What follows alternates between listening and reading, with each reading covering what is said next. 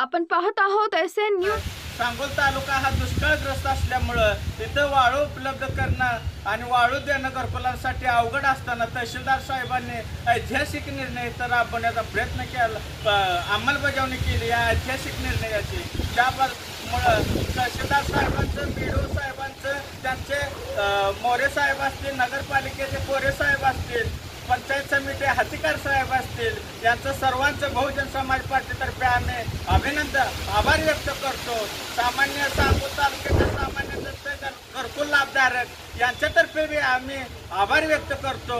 अशी लढाई आम्ही कायम लढत राहू, पण जनतेची आम्हाला सहकार्य भेटलं पाहिजे। आज वाळू मोफत मिळत असताना या वाळूचा दुरुपयोगही झाला नाही पाहिजे, अशी नागरिकांनी दखल घेतली पाहिजे। कोणी वाळूधारक जर का चोरी करत असेल तर सामान्य नागरिकांनी त्याला सांगितलं, तहसीलदार साहेबांना सूचना केली पाहिजे, तलाठी साहेबांना सूचना केली पाहिजे। ही वाळू ही आपली मालकी आहे, त्यामुळं सामान्य नागरिकांचं कर्तव्य, तो पैसा आपला आहे, वाळू आपले आहे। त्यांनी तहसीलदार साहेबांना सांगून जी ही वाळू उपलब्ध राहणार आहे ती फक्त घरकुल लाभार्थ्यांना दिली जाईल, याच्यासाठी सामान्य नागरिकांनाही दखल घेतली पाहिजे।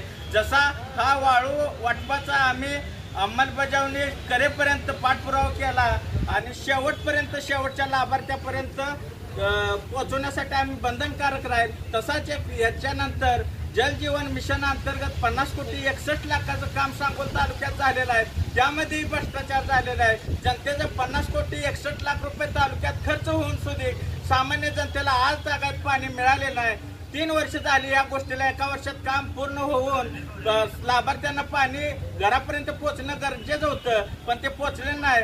1-2 महिन्यात ह्याचाही पाठपुरावा करू, सामान्य नागरिकांनी ह्याच्यासाठी आम्हाला साथ द्यावी असं त्यांनाही आव्हान करतो। जोपर्यंत प्रत्येक घराला पाणी पोहोचणार नाही तोपर्यंत बहुजन समाज पार्टी शांत बसणार नाही। याचा लढा रोडवरचा असेल, उपोषणाचा असेल, कुठल्याही मार्गानं जनतेला न्याय देण्याचा प्रयत्न करू।